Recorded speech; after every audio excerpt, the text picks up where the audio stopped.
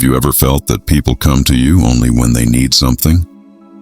Have you ever canceled your own plans, your rest, your sleep, or your peace just to help someone who forgets you the moment they are done?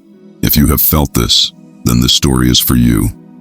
Because sometimes life teaches us the hardest lesson through the people we care about.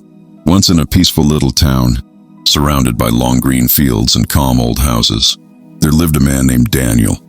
Everyone in the town knew him well.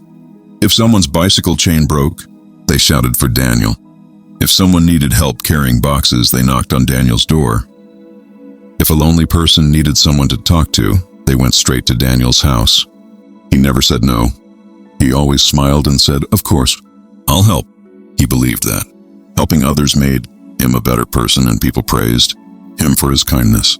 But slowly, without realizing it, Daniel's life stopped belonging to him. His garden remained half-cleaned.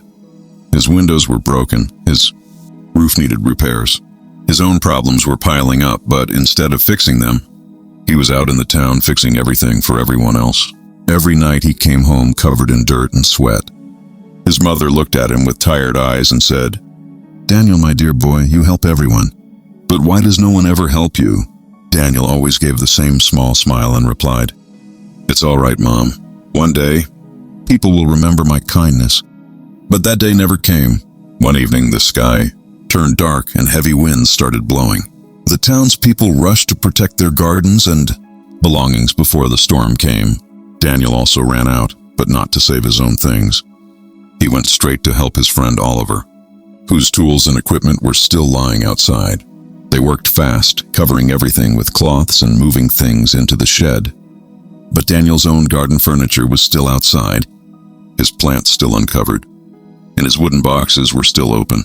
And then the storm hit. Rain poured heavily. The wind whipped through the town. And by the time Daniel reached home, almost everything in his garden was ruined. He sat on the front steps, rain dripping from his face, staring at the muddy mess that used to be his peaceful garden. His mother placed a warm towel on his shoulder and said quietly, "Daniel, today you saved everyone's things except your own." Daniel didn't reply, but inside him something finally broke. The next morning, tired and confused, he walked to the edge of the town to meet old Mr. Harris, a wise retired teacher who lived in a small cottage near the river. Daniel sat down beside him and said, "Sir, I don't understand what I'm doing wrong. I help everyone, but I feel empty. I feel tired, not from work, but from people. Why does it feel like kindness is breaking me?" Mr. Harris watched the river move slowly and said, "Daniel, look at this river. It gives water to trees, to birds, to animals, to farms. But when it rains too much and the river forgets its path, what happens?" Daniel thought for a moment and said, "It floods. It destroys everything." "Exactly," Mr. Harris said. "Kindness without boundaries becomes self-destruction. You are kind, Daniel, but you have no limits. You run everywhere for everyone, but nowhere for yourself. You think saying no is wrong, but sometimes saying no is the most honest form of self-care." Daniel listened carefully as Mr. Harris continued. "For the next 7 days, don't say yes immediately.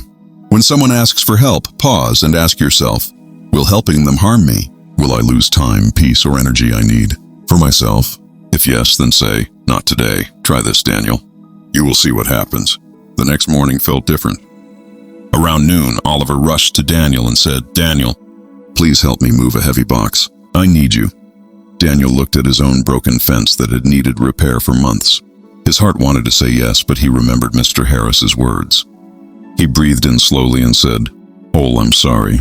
Today I need to fix my own fence. I can help you later, but not today." Oliver stared at him in shock. "You're saying no? You never say no." Daniel nodded quietly.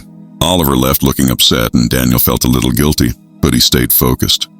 Within a few hours, the fence that had been broken for months finally stood strong again. For the first time in a long time, Daniel felt a small sense of pride in taking care of his own life. The next day, 2 neighbors came for small favors, help with carrying shopping bags, help fixing a chair. But Daniel politely refused and explained he was busy with his own work. That evening, instead of feeling tired and used, he felt light and calm. A quiet peace filled his heart. On the 4th day, the sky turned gray again, and another round of heavy rain poured down. This time, Daniel's roof started leaking. He looked outside, waiting for someone to knock on his door like he always knocked on theirs. But no one came. Not a single person. He could have been angry, but instead he felt something new strength. He picked up tools and fixed the roof himself. It took time. It took patience. But when he finished, he sat under his repaired roof and whispered to himself, "So this is what it feels like to depend on myself." Days turned into weeks, and slowly Daniel became a different man. He stopped running everywhere. The moment someone called his name, he stopped sacrificing his sleep and his peace for people who never cared. He began waking up early to take care of his garden. He cleaned his house. He invested time in himself, and something unexpected happened. People started respecting him more. Oliver began solving his own issues instead of depending on Daniel. Neighbors stopped calling for every little thing. The town was still friendly, but people no longer treated Daniel like a tool they could use anytime. Daniel's house looked better. His garden grew beautifully. His face looked fresher. And for the first time in years, he laughed without feeling tired. He was no longer the man who was always available for everyone. He was the man who valued himself. One afternoon, Mr. Harris visited Daniel. He looked at the healthy plants, the neat yard, and the peaceful smile on Daniel's face. He asked softly, "So Daniel, did the world fall apart when you stopped saying yes to everyone?" Daniel smiled and said, "No, sir. In fact, my world finally started coming together." Mr. Harris nodded with a gentle smile and said, "When you stopped saying yes to everyone, you finally said yes to yourself.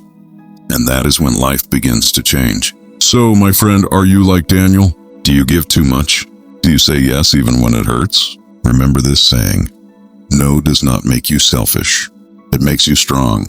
It means you are choosing peace, not pressure. Your time, your mind, and your heart are precious. Protect them because the world will respect you. Only when you start respecting yourself, music.